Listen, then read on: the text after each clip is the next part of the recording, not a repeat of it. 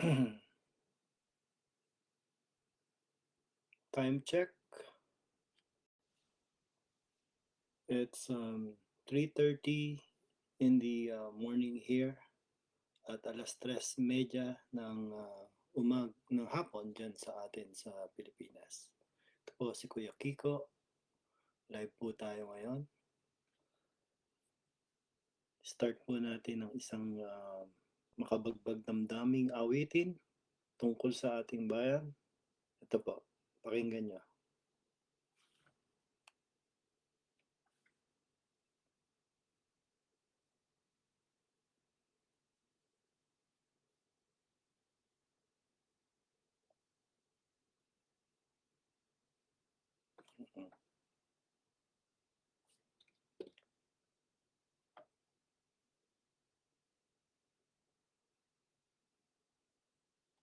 Ano ba namang bayan ito?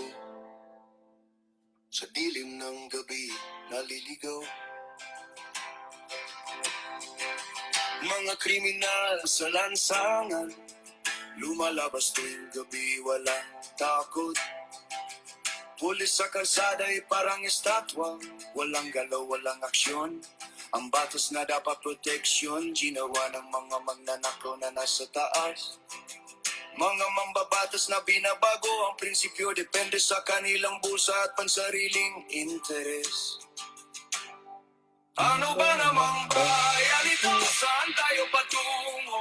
Ang mga magnanakaw ay nasa trono at ang bayan ay nalulunod sa hirap. Ano ba namang bayan ito?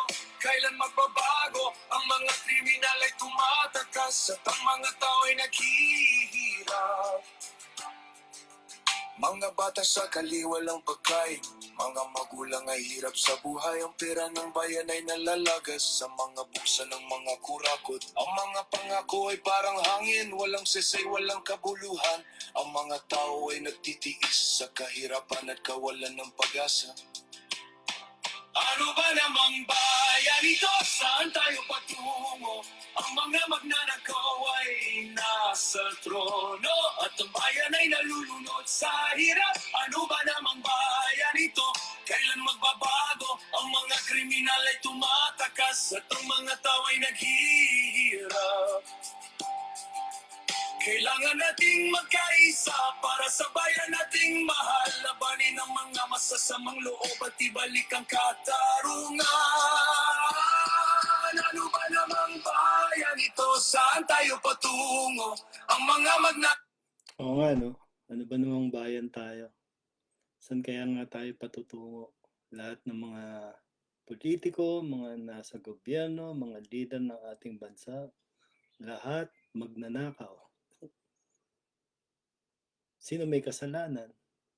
Siyempre, tayo rin mga bumoboto, ang mga binoboto natin, puro mga magnanakaw. Kung di tayo magbabago sa paraan ng ating pagboto, walang mangyayari talaga sa ating bayan.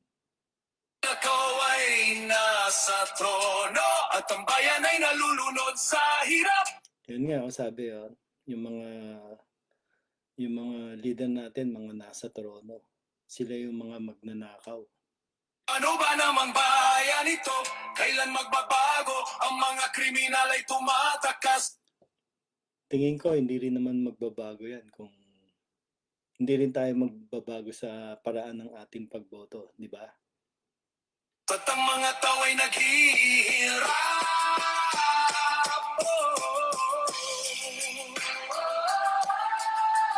Yun ang problema eh. Alam niyo yung mga politiko, mini-maintain nila na yung mga mamamayan nila ay maghirap. Para kapag may dumating na krisis sa bawat isa, ang takbuhan nyo yung mga politiko. Tapos pag lumapit kayo sa politiko at nabigyan ng kapiranggot na tulong, utang na loob nyo na habang buhay. Yan ang gustong-gusto ng mga politiko.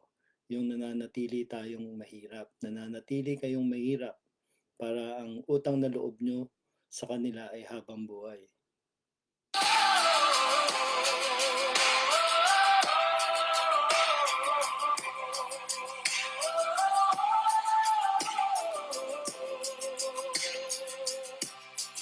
Ano ba namang bayan ito? Kailan magbabago? Kailan magbabago?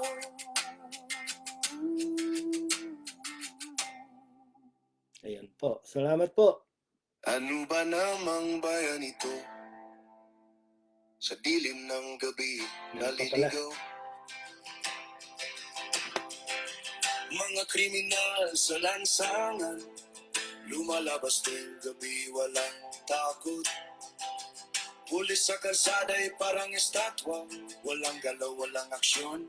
Ang batas na dapat proteksyon, ginawa ng mga magnanakaw na nasa taas. Mga mambabatas na binabago, ang prinsipyo depende sa kanilang bulsa at pansariling interes. Yan po, yung mga tsinador. Ilan po yung tsinador na yan? Nagbabago yung mga prinsipyo nila at interes dahil sa mga pansariling interes ng kanilang mga bulsa.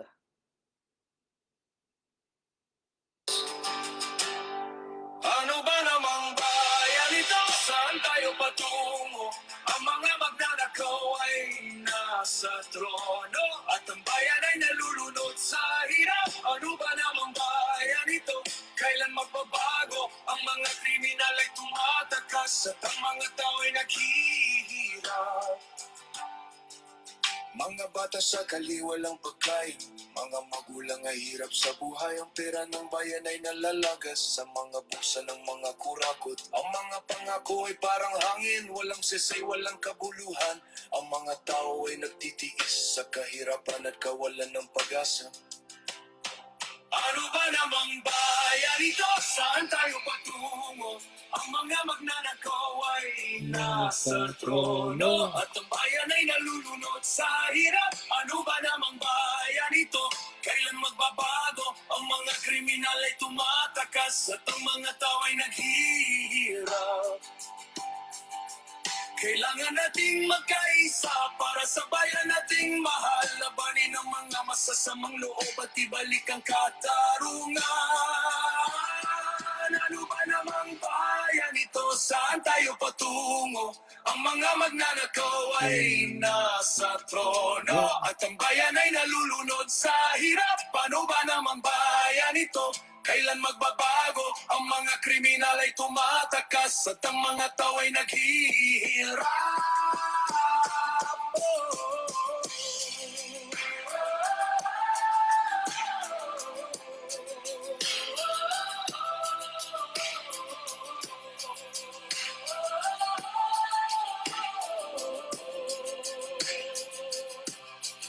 Ano ba namang bayan ito? Kailan magbabago?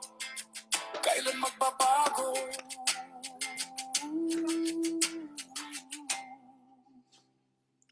Yan.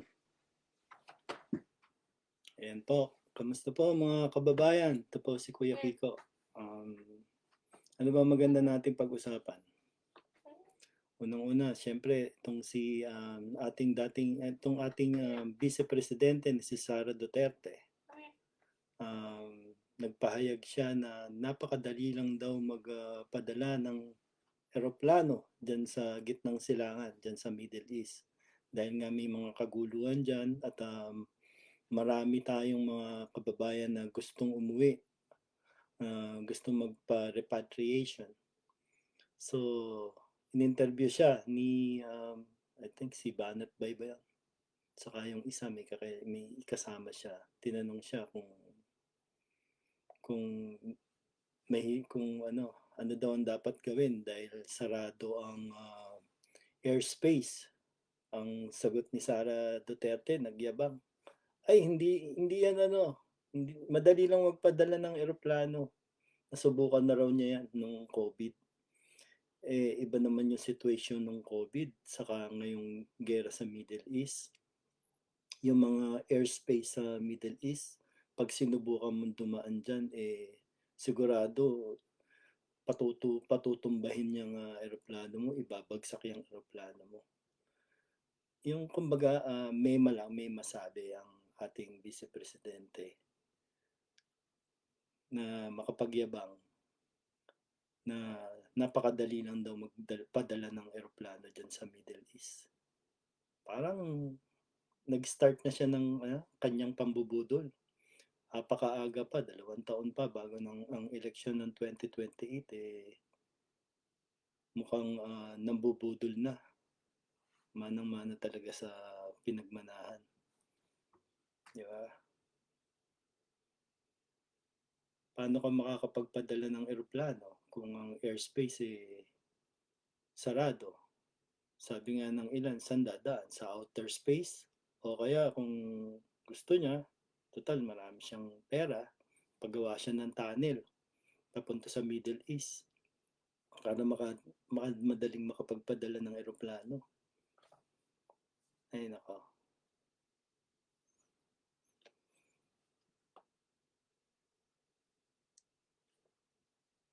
Kamusta naman tong dalawang manyakol ng Pilipinas?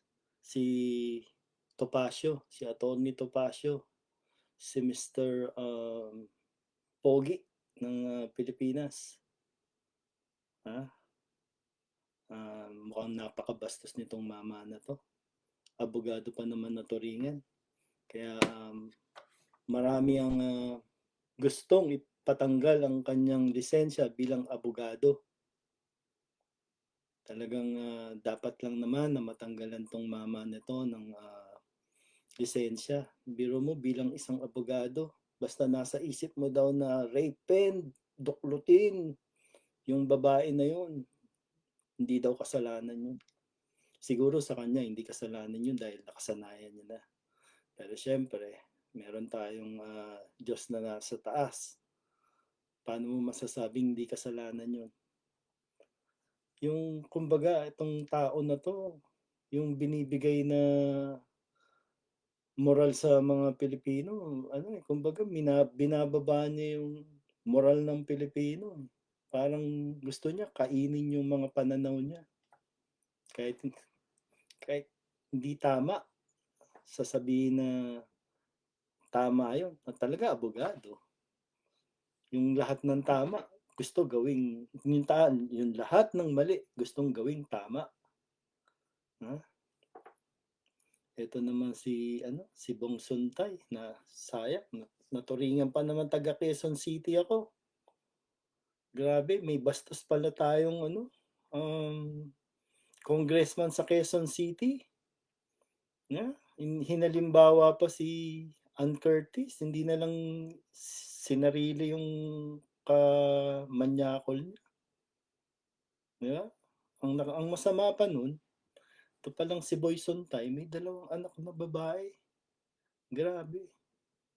Hindi niya na naisip na, kung pag-isipan ng kalalakihan, yung 2 anak niya na babae, na pag-isipan na masama, ano kaya mararamdaman niya? Tapos sasabihin niya, hindi kasalanan, walang mali. Talagang ibang klase na tong bayan na to eh.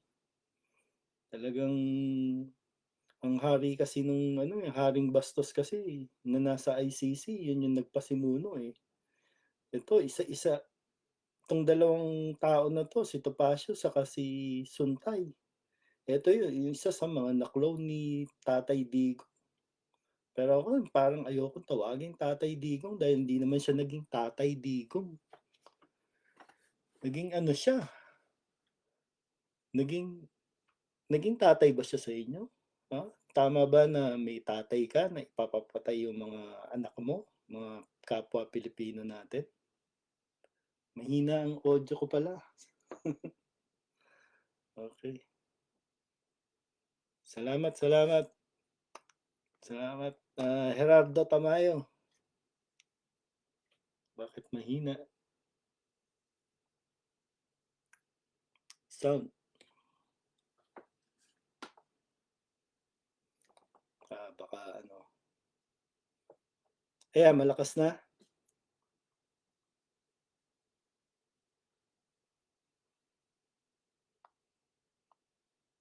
Sandali po Ah,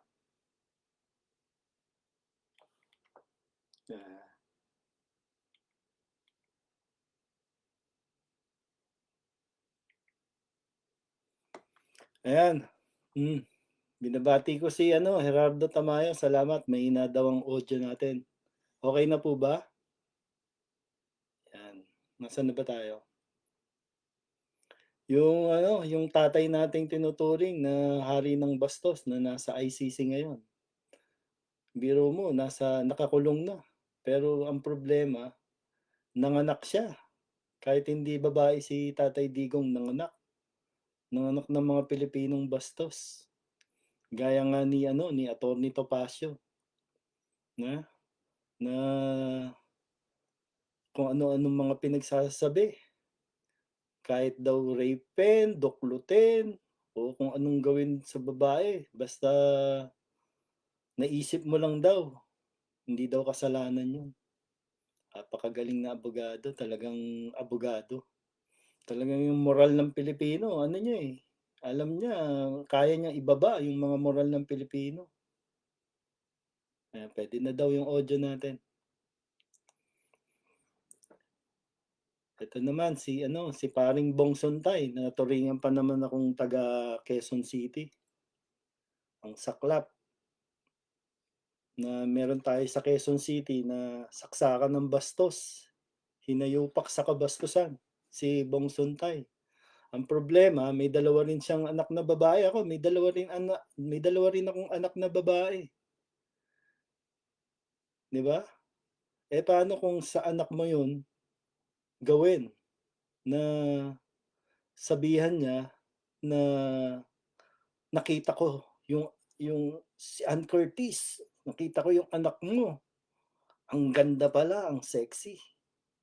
Tapos may naramdaman ako, nag-init ako. Ano kaya mararamdaman niya kung siya yung tatay nun? Di ba? Grabe to si Atty. Sontay. Tapos napakaganda ng pamilya niya. Meron siyang magandang asawa, maayos na mga anak. Yung mga anak niya pala, pinag-aaral niya pa sa ibang bansa. Ewan ko kung dito sa Amerika o sa Europe. Pero bigatin ka pala. Mayaman pala tong tao na to. Yun ang problema natin.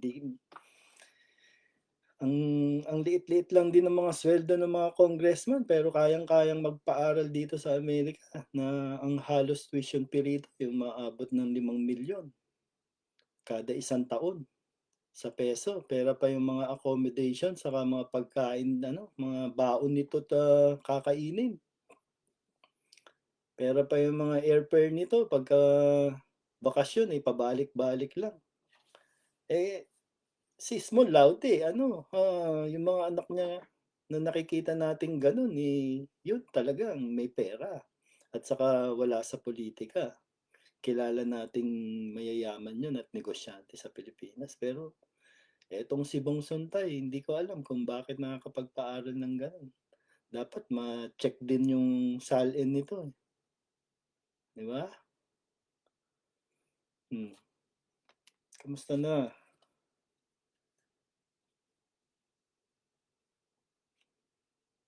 Ano pang gusto nyo i-topic, mga kababayan? Ha? Sa Patugtog muna dilim tayo, ng ha? gabi, ano ba Patugtog ulit namang tayo. bayan ito? Sa dilim ng gabi, naliligaw.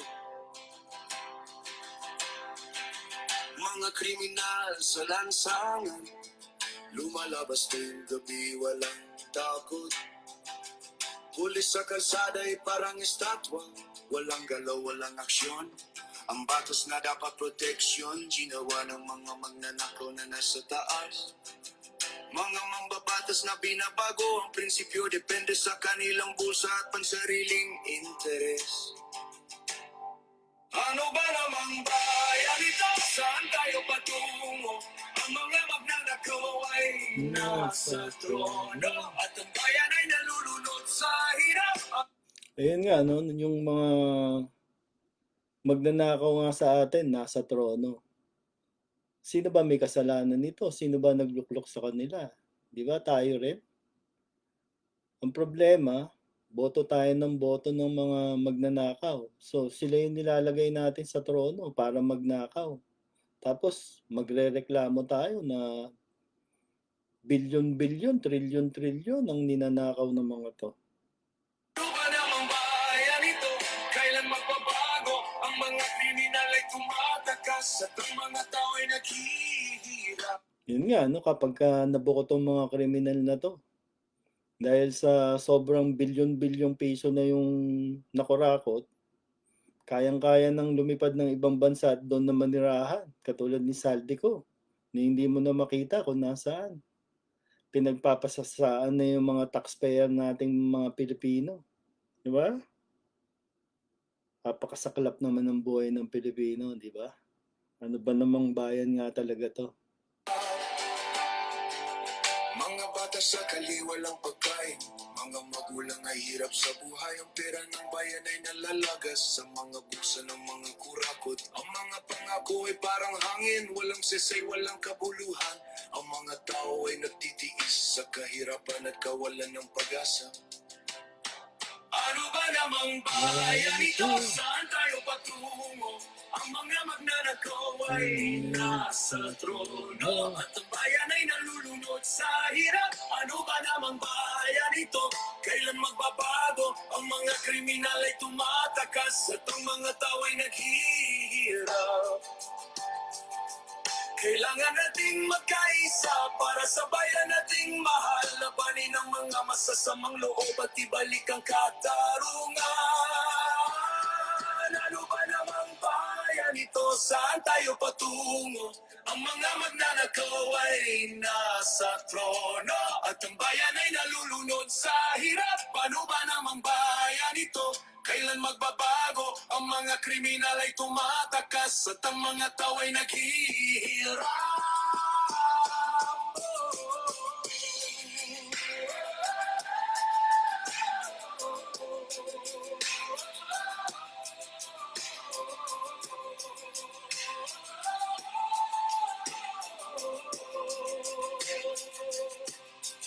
Ano ba namang bayan ito? Kailan magbabago? Kailan magbabago?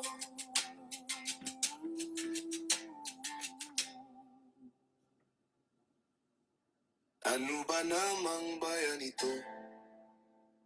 Sa dilim ng gabi, naliligaw. Mga kriminal sa lansangan, lumalabas tuwing gabi, walang takot. Pulis sa kalsada ay parang estatwa, walang galaw, walang aksyon. Ang batas na dapat proteksyon, ginawa ng mga magnanakaw na nasa taas. Mga mambabatas na binabago, ang prinsipyo depende sa kanilang busa at pansariling interes. Ano ba namang bayan ito? Saan tayo patungo? Ang mga magnanakaw ay nasa trono at ang bayan ay nalulunod sa hirap. Ano ba namang bayan ito? Kailan magbabago? Ang mga kriminal ay tumatakas at ang mga tao ay naghihirap. Mga bata sa kaliwalang pagkain, mga magulang ay hirap sa buhay. Ang pera ng bayan ay nalalagas sa mga buksan ng mga kurakot. Ang mga pangako ay parang hangin, walang sesay, walang kabuluhan. Ang mga tao ay nagtitiis sa kahirapan at kawalan ng pag-asa. Ano ba namang bayan ito?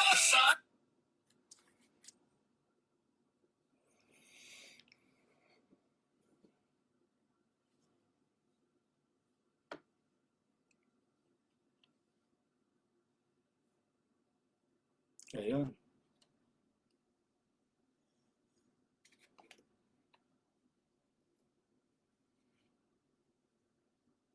Live testing lang naman po to. First time po natin. Maybe next time, magiging maayos pa tong live natin. Hindi ko pa kabisado lahat ng mga gadget na to na ang tagal-tagal ko ng mga pinagbibili dahil busy ako sa katrabaho. Hindi ko maasikaso. So,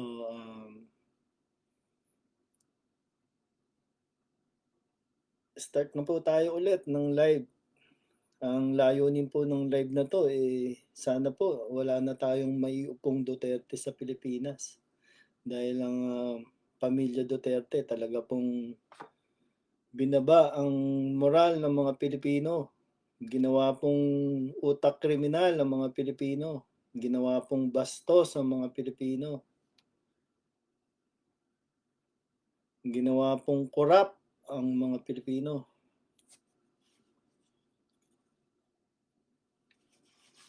Kaya sana wala nang Duterteng may upo. Mahalin po natin ang ating bansa.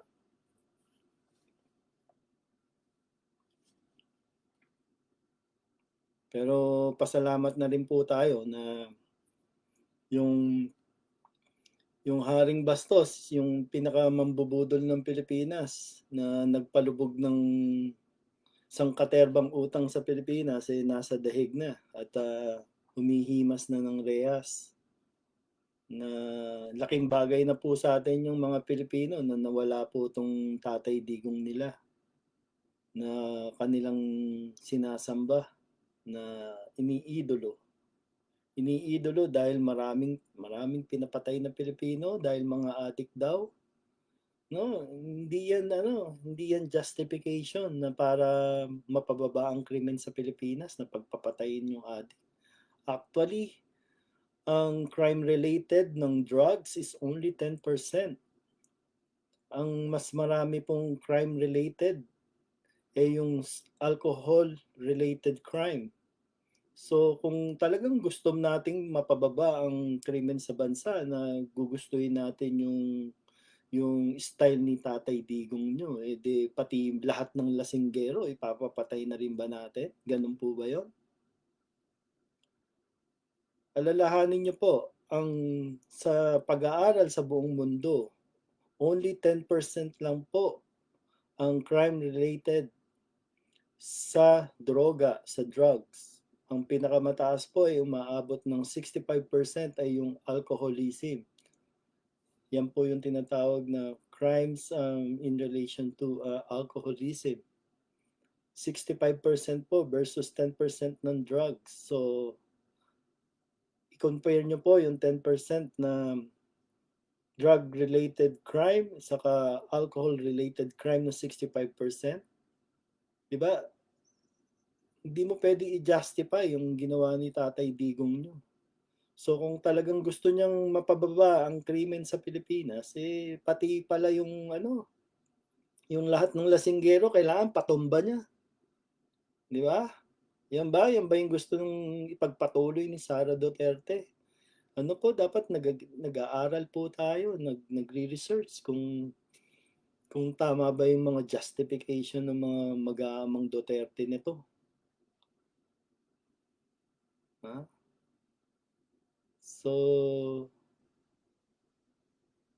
nagpapasalamat ako na kay especially to Sonny Trillanes. Kung hindi dahil kay Sonny Trillanes, hanggang ngayon po pag-gala-gala po yung si Tatay Digong nila na napakalakas ng impluensya. Hanggang ngayon ramdam ang impluensya. At ultimo sa Korte Suprema na halos lahat ng Chief Justice appointed niya. Kaya kahit na anong issue sa bayan, na pagdidesisyonan ng Korte Suprema, ang pabor parati na kay Duterte, sa kampo ng Duterte. Gayon din po sa Senado. Pagka may mga isyong pambansa na kailangan desisyonan, natatalo po sa numero. Dahil pati mga senador, kampe pa rin sa kanilang Tatay Digong. Kaya po kung gusto natin pong mabagong ating bansa, dapat lang po na the next election, i-eliminate na po natin itong mga to. Huwag na po tayong bumoto ng mga senador. Huwag na po tayong bumoto ng mga lingkod bayan na gustong makapanira ng buhay ng mga Pilipino. Na? Sabi nung anak ni Duterte, si Baste, the next election daw, kailangan ng pipiliin katulad nung tatay niya.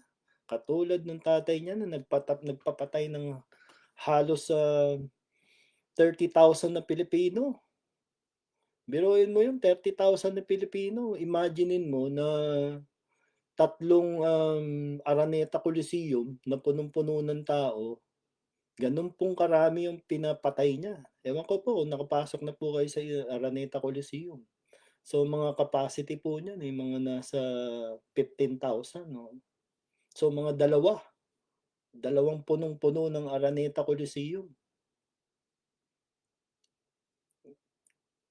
Kung mapupunta po kayo sa isang like a basketball court, imagine niyo yan na punong-puno ng tao.